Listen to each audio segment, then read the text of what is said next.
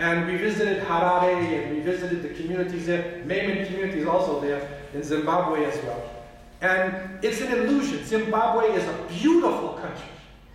I was shocked when I went to Zimbabwe. We left Johannesburg, and it is so, there's so much fear in Johannesburg. You have to keep looking around that somebody might steal. We were walking in the streets of Harare at midnight. It was peaceful. It's a complete illusion. Yes, the people were lined up to get gas and there were shortages, but the society was nowhere near as violent and as chaotic as South African society. And then I changed some money. I gave them $100 US. That's the currency of choice. They brought back a sack full of money. And they said, okay, now this is your Zimbabwe, money, currency now. In order to buy a cool drink, I had to pay about $100,000 or something like this. So the paper note, the same Zimbabwe currency that used to be a strong currency, is now worthless. And every time they print it, they print 3 more zeros in the back of it. So the monetary system is an illusion.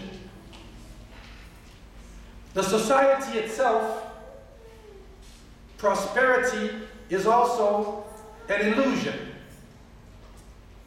And it can be with you today, and then tomorrow it can change, as we saw in Japan, with the Japanese, with the recent nuclear fallout and the things that are happening in that society. And so it is crucial for us to develop certain characteristics and certain qualities, especially for the younger generation. And I was surprised when I recently read a study done by the United Nations. And they reported that in the 21st century is the century of young people. This is the century of the youth. And they found out that people between the ages of 15 and 24 are the largest group on Earth, 15 to 24. 48% of the Earth's population are between 15 and 24. Amongst Muslims, and in Africa, is about 60%.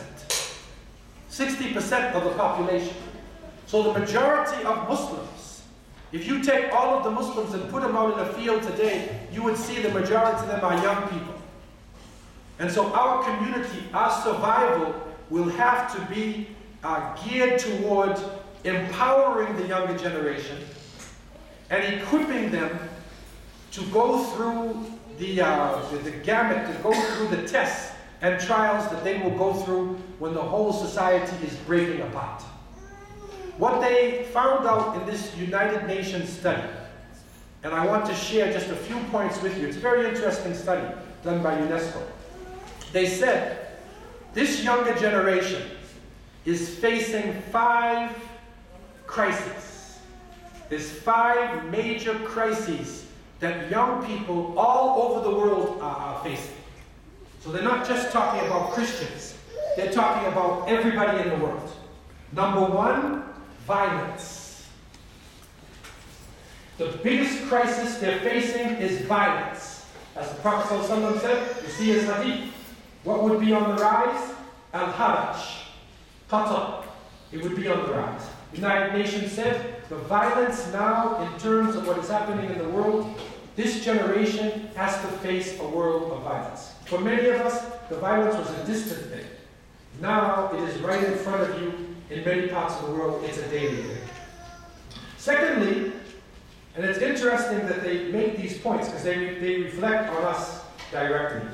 2, the second crisis that the younger generation, which means the majority of the people in the world are facing, is the erosion of traditional values. This is across the board.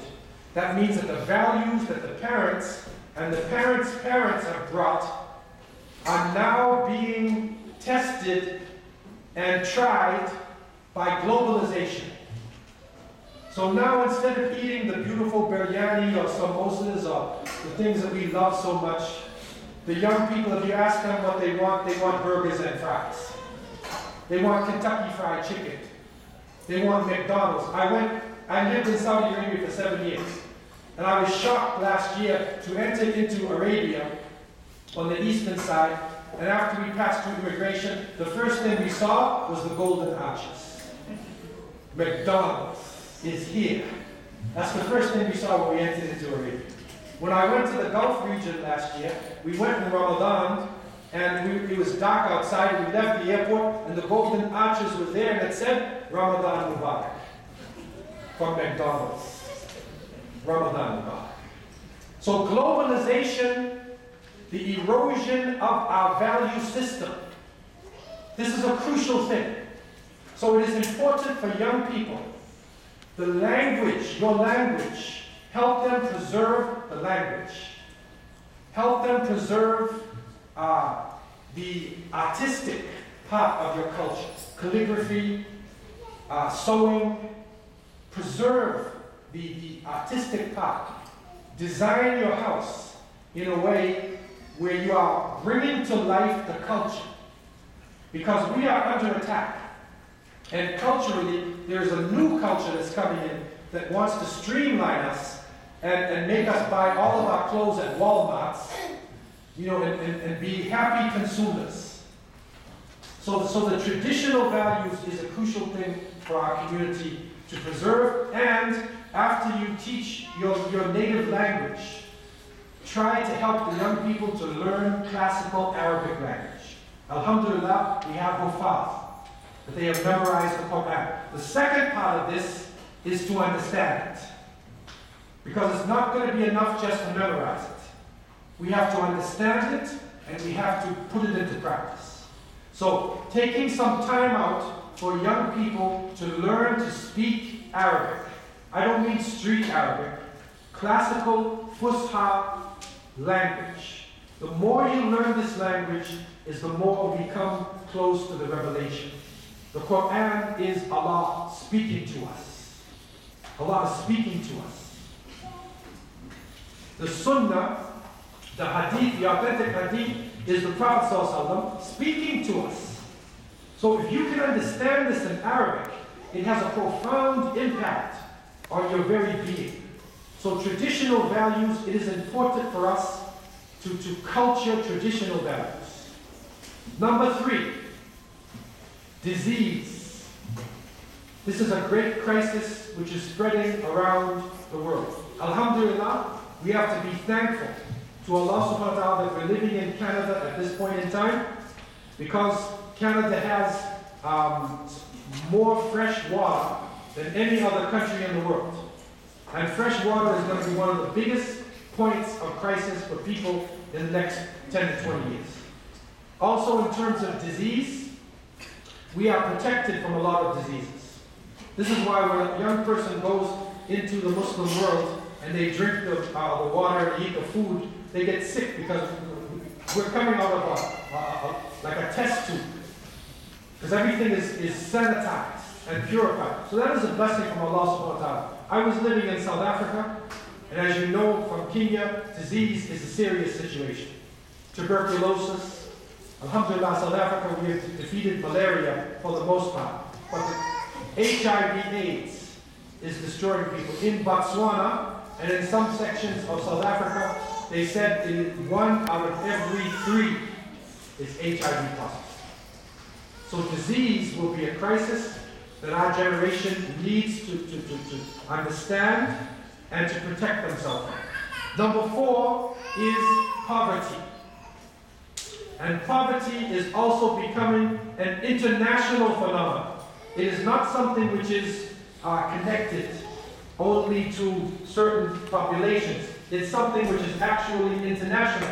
And I was shocked to find out that when they looked at the consumption of natural resources, they found out that 20% of humanity consumes 90% of the resources. It's 20%. Also, they found out that 2/3 of people in the world make less than $2 per day. 2/3 of the people in the world, $2 a day. They make less than that. So poverty is an issue that our community will have to face, and we are blessed, alhamdulillah. That is one of the great blessings, I believe, that has preserved this community. It is sadaqah and zakat. That people have understood the value of giving back. That when you earn wealth, you give back. If you understand that value, you will survive. And that is a great quality that this community has developed, and I pray that Allah will continue to help you to be as generous as you have been in the past. We have to open up our hearts. Right now in Kenya, as you know, in East Africa, there's a massive drought. They're not talking about it so much, but they're talking about somewhere around 800 people per day are going across the border and Somalia into northern Kenya. About 800 per day. They're talking about 10 million people are going to be affected by this drought. So, this is happening all around the world. And it's not only droughts, it is the floods, it is the tornadoes, it is the hurricanes. And it's not just the so-called third world. Right here in North America, last year, as quiet as it's kept, there were more natural catastrophes than any other time in the last 100 years. That's what they're talking about. More natural catastrophes. So this is a great challenge for the Muslims, because these changes in the earth helps us to remember Allah subhanahu wa ta'ala. It helps us to remember that there is a force that is greater than us. And I never forget, it was in the south, in New Orleans area, there was a great hurricane. And the journalist, she said, whenever a hurricane strikes us, it reminds me that there are forces that are greater than me, that I am nothing. And when this wind is hitting, there's nothing you can do but wait to see what will happen. This is what we know as qada and qadr. This is the qadr of Allah subhanahu wa ta'ala. This is the will of Allah which is being carried out. Believers know this. And sometimes it takes a natural catastrophe for us to wake up and to remember. And this is what is happening to human beings today. We are in what you could call an international wake-up call. It's literally a wake-up call for this planet in its use of natural resources and the waste and exploitation that is going on. Number 5 of the crisis areas facing young people all over the world is drugs. Illegal drugs. This is something which has become an international epidemic. Drugs coming in all different forms. Taking names, designer names, beautiful names, they give the drugs. And these drugs are now being sold at very low prices. They are available. In our community, our young people need to go through a special course. This is what we were doing when we had the Islamic Center here some years ago. We would bring in a specialist and show the young people all of the different drugs, the paraphernalia, everything that is being used in these drugs, and how do you escape getting caught by the drug. What will the drug do to you?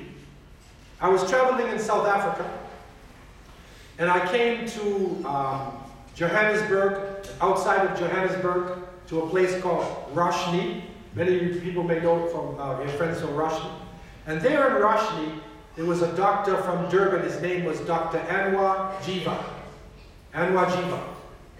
He was a medical doctor, a dentist, and he opened up a practice in Cape Town. And unfortunately, he became addicted to cocaine. He became so addicted that he lost his job, he lost his wife, and they put him in a mental institution. He turned to the Quran. He turned to Allah subhanahu wa ta'ala, and Allah cured him. And not only did he come out of the institution, but now he is the leading anti-drug campaigner in South Africa today. And he has developed an Islamic detox center where the Quran is being used, Salat is being used, Islamic character is being used along with the best of medicine to help people to come off the drugs.